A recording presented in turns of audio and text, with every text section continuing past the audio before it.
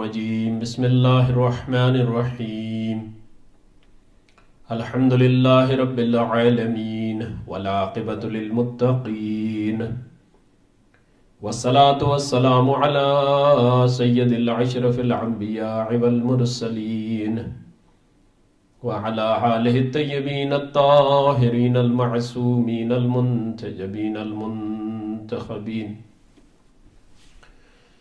اما بعد فقد قال الله تعالى في كتابه المجيد والفرقان الحميد وقوله الحق وهو أصدق الصادقين بسم الله الرحمن الرحيم شهر رمضان الذي ينزل فيه القرآن هدى للناس وبينات من الهدى والفرقان.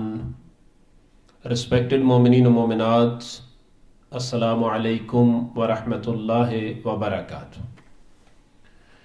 ماہ رمضان الکریم کے دروس شروع ہیں.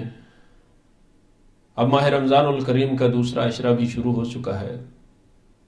سمجھے کہ تقریباً آدھا ماہ رمضان الکریم ہم سے ودا ہو چکا ہے.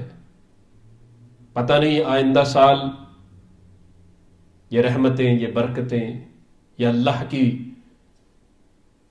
میزبانی میں رہنا، مہمان خدا بننا نصیب ہوگا کہ نہیں. دعا ہے پروردگار سے کہ خالق آپ سب کو اور ہم سب کو صحت و سلامتی کے ساتھ آئندہ ماہ رمضان المبارک بھی نصیب فرمائے. آج میں ماہ رمضان المبارک کے 12ویں دن کے فضائل، ایک دن آگے پیچھے ہو رہا ہے، چونکہ جو میں حدیث آپ کی خدمت میں جو میں نے پہلے دن شروع کی تھی وہ تقریباً میں نے 9 دن تک ہر دن کے فضائل رسول خدا کی زبان مبارک سے آپ کی خدمت میں پیش کیے. اور آج سے انشاءاللہ آپ کو ہر روز کی شہر رمضان کی دعا اور اس کے جو ماخوذ ہوں گے، اس سے جو سبق حاصل کریں گے، وہ انشاءاللہ ہم بیان کریں گے اپنے مختصر وقت میں. تو ماہ رمضان الکریم کے 12ویں دن کی دعا ہے: اللہم زینی فیہ بالستر والعفاف واسترنی فیہ بلباس القنوع والکفاف واحملنی فیہ علی العدل والانصاف وآمنی فیہ من کل ما اخاف بعصمتک یا عصمت الخائفین. یہ 12ویں دن ماہ رمضان المبارک کی دعا ہے. اس کا ترجمہ آپ کی سماعت پیش کرتا ہوں. خدایا مجھ کو اس دن میں پردہ پوشی اور پاکیزگی سے آراستہ فرما، اور مجھ کو قناعت اور کفایت کا لباس پہنا کر چھپا دے، اور مجھ کو عدل و انصاف میں لگا دے، اور مجھ کو محفوظ کر دے ہر اس چیز سے جس میں میں خوف کرتا ہوں، اپنی حفاظت کے ذریعے سے. اے خوف کرنے والوں کو بچانے والے میرے رب. یہ 12ویں دن کی دعا ہے جو میں نے آپ کے سامنے جس کی تلاوت پڑھی. مومنین، اب اس دن کے فضائل بیان کر دے. ماہ رمضان میں 11ویں دن کے جو فضائل ہیں، رسول خدا نے جو فرمائے، ابن عباس رضی اللہ تعالیٰ عنہ کے زبان مبارک سے ہم اس کو بیان کر رہے ہیں، سعید ابن جبیر سے یہ روایت کر رہے ہیں، اور مجالس شیخ صدوق علیہ رحمہ میں، امالی شیخ صدوق علیہ رحمہ میں اس کو بیان کیا گیا ہے. کیا فرماتے ہیں؟ رسول خدا فرماتے ہیں کہ 11ویں دن شہر رمضان کے صدقہ میں 4 حج عمرہ، جیسا کہ ہر حج پیغمبر کے ساتھ ادا کیا گیا، اور ہر عمرہ جو کہ کسی صدیق، سچے صدیق ساتھ کے ساتھ یا شہید کے ساتھ انجام دیا گیا ہوگا، اس کا ثواب خدا تمہیں عطا کرے گا، امت محمدی کو. پھر 12ویں دن کے بارے میں فرمایا خدا تمہاری برائیوں کو نیکیوں میں بدل دے گا. 12واں دن جو شہر رمضان الکریم کا ہے، اس کے بارے میں کہا کہ خدا تمہاری برائیوں کو نیکیوں میں بدل دے گا اور ہر نیکی کے بدلے میں 1000 نیکیاں لکھ دے گا۔ یہ 12ویں دن تک کے انشاءاللہ کمپلیٹ ہوئے، اور آگے ہم اس کو انشاءاللہ آپ کی خدمت میں بیان کرتے رہیں گے۔ تو آج جو دعا ہم نے پڑھی اس دعا پہ تھوڑا سا تبصرہ کریں کہ یہ کیا ہے ہم جو دعا مانگ رہے ہیں، اللہم زینی فیہ بالستر والعفاف واسترنی فیہ باللباس الکنوع والکفاف، یعنی لوگوں کے پردہ، لوگوں کے عیوب کی پردہ پوشی کرنا ایک ایسی صفت ہے جس کے ذریعے انسان کو ایک خاص اہمیت حاصل ہوتی ہے۔ جو انسان دوسروں کے عیوب کو چھپاتا ہے، خدا بند عالم اس سے بلند درجے عطا کرتا ہے، اور اس کے برخلاف اگر کوئی دوسروں کے عیب کو فحش کرتا ہے، لوگوں کے سامنے بیان کرتا ہے، تو خدا بند عالم اس کے اوپر سخت عذاب کو نازل کرتا ہے۔ جیسا کہ رسول خدا صلی اللہ علیہ وآلہ وسلم اس شخص کے بارے میں جو لوگوں کے عیوب کو فاش کرتا ہے فرما رہے ہیں، من مشا فی عیب اخیہ وکشف عورتہ کانت اول خطوہ خطأہا ووضعہا فی جہنم وکشف اللہ عورتہ علی رعوس الخلائق۔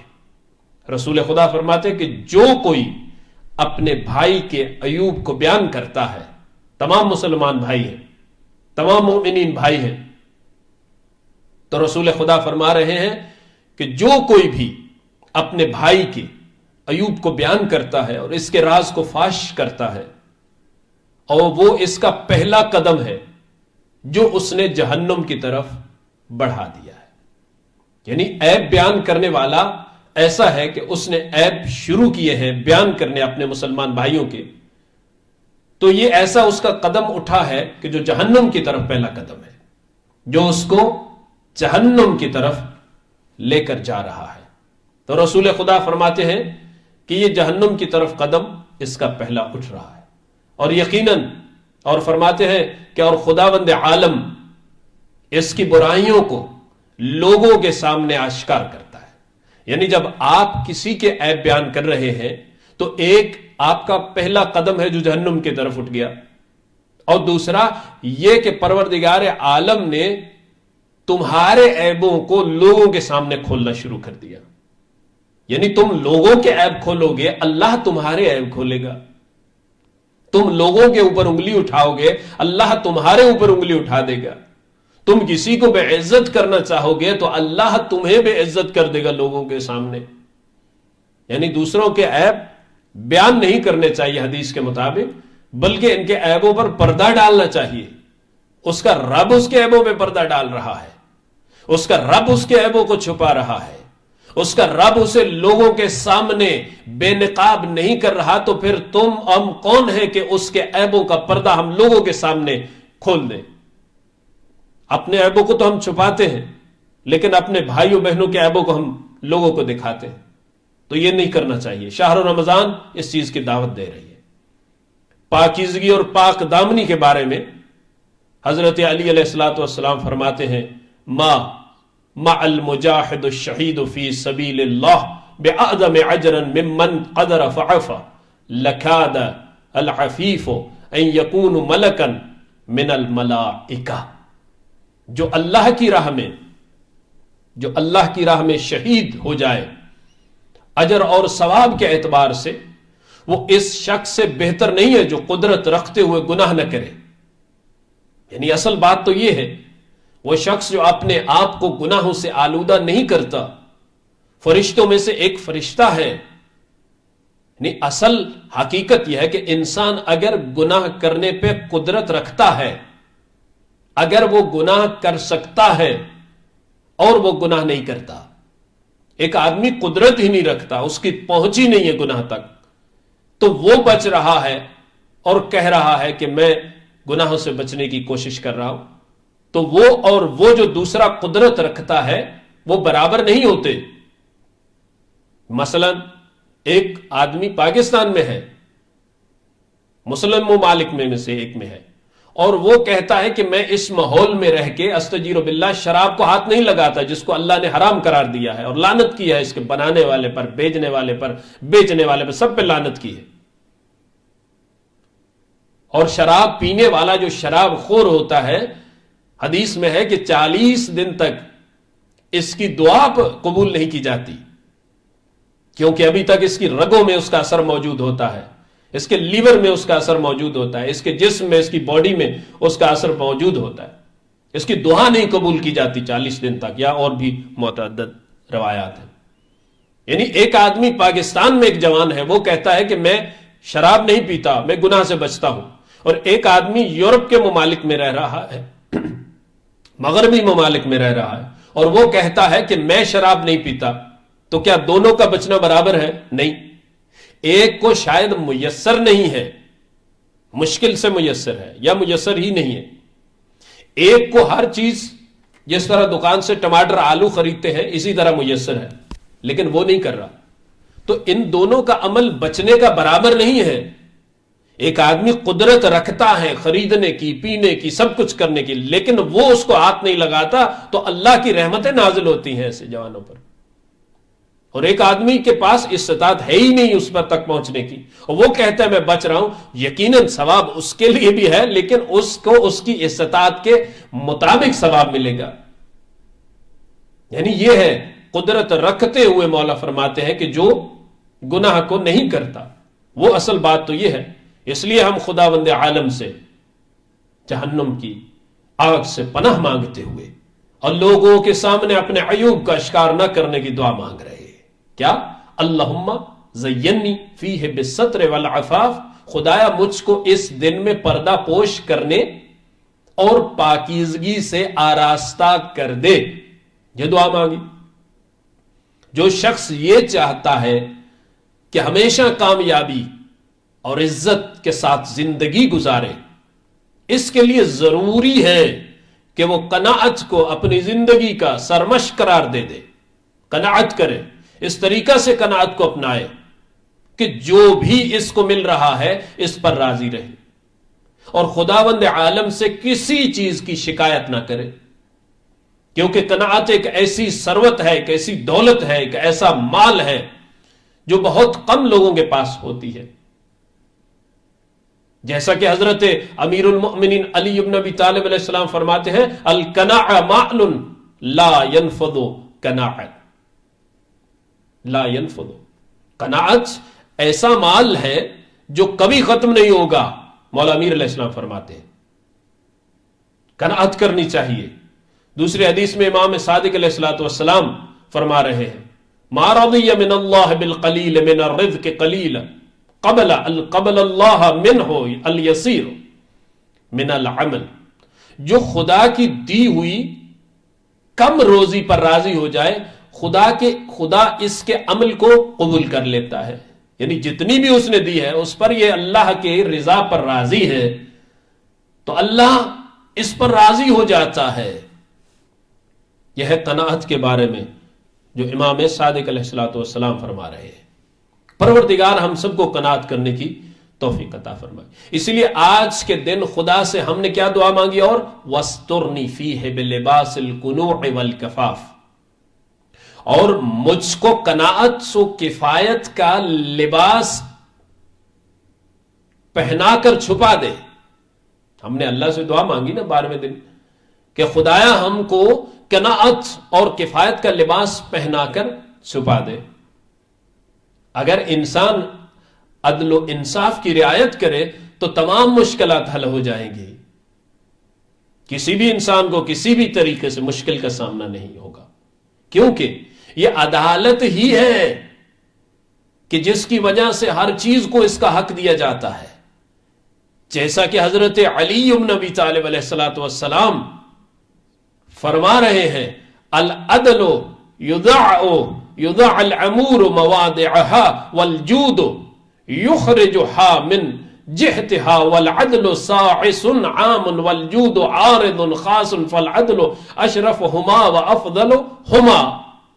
یعنی مولا امیر المومنین علی بن ابی طالب علیہ السلام اس کے بارے میں فرما رہے ہیں کہ عدالت ہر چیز کو اس کی جگہ پہ رکھتی ہے اور ہر بخشش اس کو اس کی جگہ سے ہٹا دیتی ہے. عدالت تمام لوگوں کو نظر میں رکھ کر کی جاتی ہے اور بخشش خاص طبقہ کے لیے ہوتی ہے. اس لیے عدالت بخشش سے بہتر ہے. انسان کو اپنے ساتھ، اپنے گھر والوں کے ساتھ، اپنے خاندان والوں کے ساتھ اور تمام لوگوں کے ساتھ عدل اور انصاف کے ساتھ پیش آنا چاہیے. کیونکہ اگر ایسا نہیں کیا تو گویا ان کے اوپر ظلم کیا، اور جو اللہ کے بندوں پر ظلم کرتا ہے خدا اس کا دشمن ہو جاتا ہے. اس لیے ہم آج کے دن خدا سے دعا گو ہیں، وَاحْمِلْنِي فِيهِ عَلَى الْعَدْلِ وَالْإِنصَافِ، اور مجھ کو عدل و انصاف میں لگا دے. صرف خداوند عالم کی ذات ہے جو ہماری پوشیدہ اور اشکار تمام چیزوں سے آگاہ ہے، اور وہی ہے جو ہر چیز پر قدرت رکھتا ہے. اس لیے آج کے دن ہم اس کی بارگاہ میں دعا کر رہے ہیں کہ جو چیزیں ہمارے لیے خوف اور خوف و ہراس کا باعث بنتی ہیں ان سے ہماری حفاظت فرما. وَعَامِنِّ فِيهِ مِن كُلَّ مَا أَخَافَ بِعِصْمَتِكَ یا عصمت الخائفین، ہر اس چیز سے جس سے میں خوف کرتا ہوں اپنی حفاظت کے ذریعے اے خوف کرنے والوں کو بچانے والے.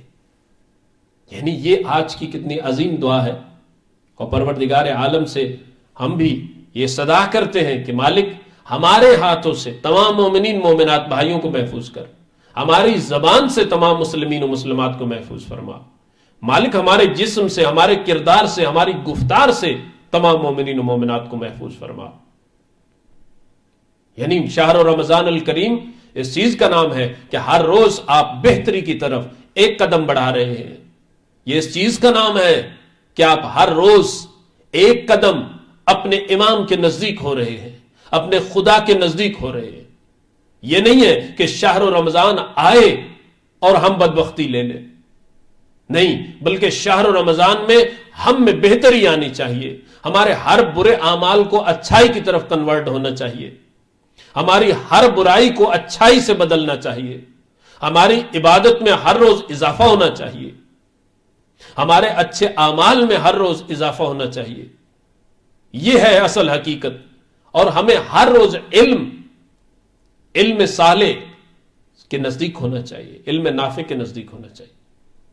ہمیں امیر المؤمنین علی بن ابی طالب علیہ السلام کی علم اور فضل سے، رسول خدا اور ان کے وسیع کے علم اور فضل سے ہمیں فائدہ اٹھانا چاہیے، قرآن سے ہمیں فائدہ اٹھانا چاہیے. اسی لیے رسول خدا صلی اللہ علیہ وآلہ وسلم نے فرمایا الصائم فی عبادہ وإن کان نائما علی فراش ما لم یغتب مسلما، روزے دار ہر وقت عبادت میں ہے. رسول خدا صلی اللہ علیہ وآلہ وسلم فرما رہے روزے دار ہر وقت عبادت میں ہے، میں ہر عبادت میں ہے، اگرچہ اپنے بستر پر سویا ہوا ہو، جب تک وہ کسی مسلمان کی غیبت نہ کرے. یعنی غیبت سے بچنا ہے. رسول خدا فرماتے بس غیبت نہ کرو، سو جاؤ وہ بھی عبادت ہے، خاموش رہو وہ بھی عبادت ہے، مصلی پہ بیٹھو وہ بھی عبادت ہے، اپنے بچوں کے لیے رزق روزی کماؤ وہ بھی عبادت ہے. ہر نیک کام کرو سارا عبادت ہے. کچھ نہ کرو، بستر پر آرام سکون سے سوئے رہو. یورپ میں رہنے والوں ٹھنڈے دن ہیں، ٹھنڈے روزے ہیں، سکون سے سوئے رہو. باہر تو لاک ڈاؤن ہے ویسے بھی، تو عبادت ہوتی رہے گی. بس غیبت نہ کرنا، بس غیبت نہ کرنا. الحمدللہ رب العالمین. یا اللہ تجھے واسطہ محمد و اہل بیت محمد علیہ الصلوۃ والسلام کا ہم سب کے صغیرہ و کبیرہ گناہوں کو معاف فرما. یا اللہ ہماری قلیل و حقیر سی عبادت کو اپنی بارگاہ الہی میں منظور و قبول فرما. یا اللہ ہم سب کو غیبت کرنے سے محفوظ فرما. یا اللہ ہمیں تیری عبادت بجا لانے کی توفیق عطا فرما. یا اللہ ہمارے روزوں کو، ہماری عبادات کو، ہماری دعاؤں کو، ہمارے اعمال کو اپنی بارگاہ الہی میں منظور و قبول فرما. یا اللہ ہماری اولاد کو لائق پرہیزگار متقی نیک اور صالح بننے کی توفیق عطا فرما. یا اللہ ہمارے مرحومین و مرحومات کی بخشش فرما. یا اللہ امامیہ شاہ نجف پیرس فرانس اس کو آباد و شاد فرما. تمام دنیا کے عالم اسلام کی مساجد کو، امام بارگاہوں کو اور اسلامک سینٹروں کو آباد و شاد فرما۔ یا اللہ امامیہ شاہ نجف پیرس کے جو بھی بانیان اس دنیا سے جا چکے ہیں، اس کی خدمت گزار اس دنیا سے جا چکے ہیں، خدایا ان کے درجات بلند فرما، ان کے گناہ معاف فرما، اور جو اس دنیا میں موجود ہیں مالک ان کے ہر نیک دینی شرعی حاجات کو پورا فرما۔ یا اللہ بحق محمد و اہل بیت محمد بے روزگار مومنین کو روزگار عطا فرما، صاحب روزگاروں کے روزگار میں دن دگنی رات چگنی برکت اور ترقی عطا فرما۔ یا اللہ بے اولاد مومنین کو اولاد عطا فرما، صاحب اولادوں کی اولاد کو نیک اور صالح فرما۔ خدایا جو لوگ مومنین و مومنات پریشان حال ہیں، گھریلو جھگڑوں کی وجہ سے، گھریلو پریشانیوں کی وجہ سے، اولاد کی وجہ سے، مالک ان کی تمام پریشانیوں کو شہر رمضان الکریم کا صدقہ، 4 معصومین کا صدقہ جلد دور فرما۔ یا اللہ ہمارے امام زمانہ علیہ السلام کے ظہور میں تعجیل فرما، ہم سب کو امام زمانہ علیہ السلام کے انصاروں میں شامل فرما۔ میرا اللہ ہمارے امام کو ہم سے راضی و خوشنود فرما، دنیا میں محبت محمد و اہل بیت محمد نصیب فرما، موت کے وقت قبر میں اور یوم القیامہ شفاعت محمد و اہل بیت محمد نصیب فرما۔ یا اللہ ہم سب پہ رحم فرما۔ اللہم صلی علی محمد و آل محمد، والسلام علیکم ورحمۃ اللہ وبرکاتہ۔